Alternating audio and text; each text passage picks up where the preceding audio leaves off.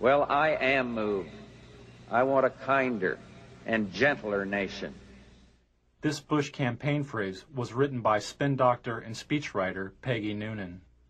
Because America is so infused by media that we are all spinning in a way. We're embellishing our story. Embellishment is okay. There's... What's not okay? Where does spin begin? begin? The disingenuous part, the calculating, this isn't the whole truth part. If he tries to corner you on Buchanan, do the same thing, slide off it. Go back to the inclusion. You gotta expand the party, and you gotta bring everybody together. You can't worry about the problems of 1992. You gotta look ahead to 96. Focus on the future. So to speak. PC.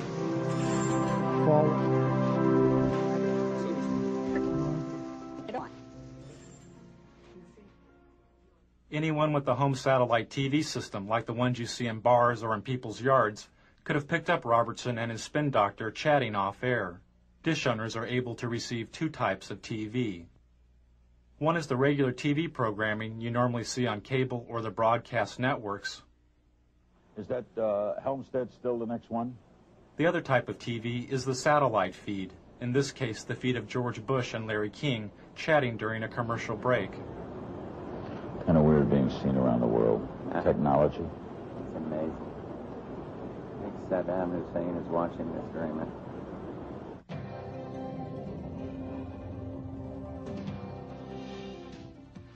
Satellite feeds are used by the networks to transmit images of news events from around the world. An event covered by the network is transmitted up into space to a satellite. The satellite receives and retransmits the image of the event back down to Earth to the network's headquarters, where the video image is edited and contextualized as television. The home satellite dish owner can watch regular TV, or they can tune in the satellite feed and see the event before it has been packaged by the networks as television. In 1992, I bought a couple of satellite dishes and spent the entire year flipping through the channels looking for feeds. I'd lock onto a satellite and go channel by channel through its transmission, recording the feeds. Then I would move on to the next satellite, and the next one, and the next one. By the end of the year, I'd recorded more than 500 hours of feeds. Don't put a lot of that garbage on it. What is this? Are we on the national...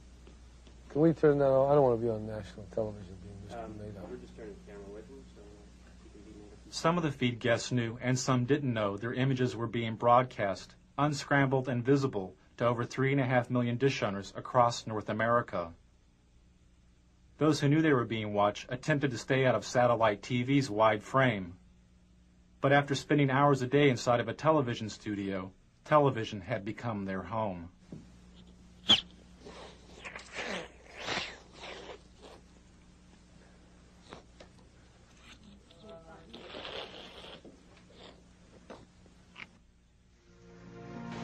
So to speak. PC. So to speak. 1991 and 92 had been years of political extremes for George Bush. After the Gulf War in 1991, he had the highest approval rating of any president in modern history. But as the U.S. economy fell, so did Bush's ratings and his health. He and the First Lady Barbara Bush developed a thyroid condition known as Graves' disease. As Bush's ratings fell further, he decided to appear on Larry King's show. His appearance marked the first time a U.S. president had been on a call-in talk show in over 15 years. You feeling well, by the way? Yeah? Are you feeling well? You're good. Lucky. I'm running still and played tennis yesterday. What is that disease you had? Crohn's, no, not Crohn's, just thyroid. I don't know what it's done. What are they drug treated, right? They could take a drug every single morning, little blue thing, Synthroid or something. And it wasn't hard. It's what the thyroid does to make your heart fibrillate. But it's been very good. Now, I took Halcyon for a long time after my heart surgery. Are you often at it? I don't know that it's bad. I mean, It's the best sleeping pill in the world, but not daily. no, oh no. Okay. Now it's getting such a bad rap. Halcyon had gotten such a bad rap that its product license in Britain was provisionally withdrawn. Some users of the drug complained of amnesia, anxiety, delusions, and hostility. When Bush started the election year, he was taking a sedative during a visit to Japan when he fainted and threw up on the Japanese prime minister. For Bush, the image of the event could have been devastating. News stories of Jimmy Carter's fainting created a symbol of a failed president. It haunted Carter throughout his campaign and helped Ronald Reagan reach the White House. The first minute of Bush's fainting episode and the reaction of the frightened dinner guest was not released by the networks and is not seen here. Only this footage after the initial fainting was made public. Newsweek magazine published a story about the event with photographs from the censored Bush fainting episode, but the photographs obscured the view of the president's face. All traces of Bush's nauseating performance would be cleaned up by the White House television crew. Even this mantle photo of Bush's face next to a white baby's blanket may have looked too much like his face in Barbara's white napkin in Japan.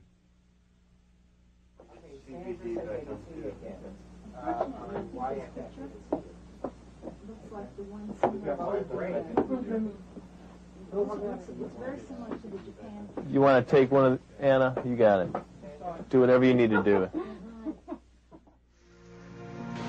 So to speak. You see, forward. So to speak. Get on. You see, you're forward. This is the White House television studio, the satellite TV hub, which the president used to make news. From the White House studio, Bush would go up on a satellite, give a 5-minute interview with a local news anchor, disconnect, hook up with another local news anchor, give an interview, disconnect, hook up with another one, and do this again and again and again. This type of satellite whistle-stop campaigning is called the satellite tour. This is a technician at the White House hooking up with TV stations in South Carolina and Florida for a satellite tour by Barbara Bush. Channel 4, do you read us in Washington? WYFF. Come in, come in. Remember that every single man, woman, and child in the state of South Carolina awakens to a freer, safer world because of George Bush. WIS, do you hear us in Washington? I would remind people that every single morning we all awaken to a safer, freer world because of George Bush. WCBD, do you hear us in Washington? And Nicole, I would remind you and the people of Florence that all of us awaken every single day to a freer, safer world because of George Bush. WCSC, do you read us in Washington? They themselves awaken every single day to a freer, safer world because of George Bush. Campaigning via the satellite tour allowed the candidates to cover long distances. But there was another major benefit. They could bypass the national TV networks. There was no need to feed through the TV network center and on to the local stations. The campaign was now the center and its own television network. This is great. I love these.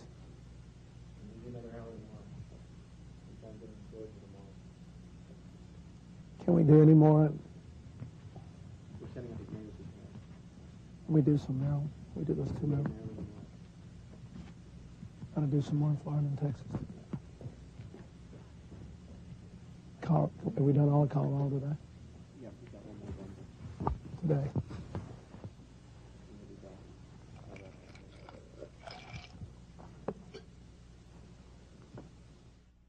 Another way the candidates made news was by creating their own TV news stories called the video news release. The video news release was given free of charge to local TV stations. Sent via satellite by the candidate, the video news release consisted of a campaign-produced TV news segment, complete with intro text for the local TV anchor to read, and a news story edited by the campaign. I feel I have the experience and leadership to take America in new directions. One new direction, Job Training 2000. Mr. Bush's plan to retrain blue-collar workers and the unemployed for new job opportunities. The country's 11 largest business organizations endorsed. Nearly all the major candidates placed a video news release on local television, and nearly half the local TV stations which aired the releases didn't report that they had been produced by the candidate. For instance, this story's reporter, Michael Caputo, wouldn't be identified as working for the Bush campaign. Primaries March 17th. In Washington, this is Michael Caputo reporting. The campaigns had to pay out of their own pockets to produce the satellite media tours and video news releases. But their best and cheapest way of making news was through the TV talk shows. And the candidate's talk show of choice was CNN's Larry King Live, which made the front page of the New York Times 57 times during the election year. Before Al Gore was famous, Tammy, on his book tour, he drove over to Mutual Network all by himself, came up in that great Crystal City elevator. I still remember the day I became famous. Yeah. When your column in USA Today came out. On that thing, on that book. I always remember the card you sent me. For the networks, making news meant making profits, as the candidates made nearly 100 talk show appearances. Tell Bill if he'd do that thing in New York, it'd be terrific. He's so good at this. Clinton. Yeah, yeah. One of the problems with staying on the bus too long is the two of you guys are so good on media. Towards the end of the election, candidate appearances increased TV talk show ratings an average of 40%. You know what you ought to do? You ought to come out on the bus trip with us one day. We could do a joint interview from the bus. Larry King said the campaign ratings bonanza turned the election into a TV miniseries like Roots or The Thornbirds. We're out of time. You can invite us on the bus. Okay. We have plumb run out of time. Thanks for coming, Al. I'd like to invite you to come on the bus with us.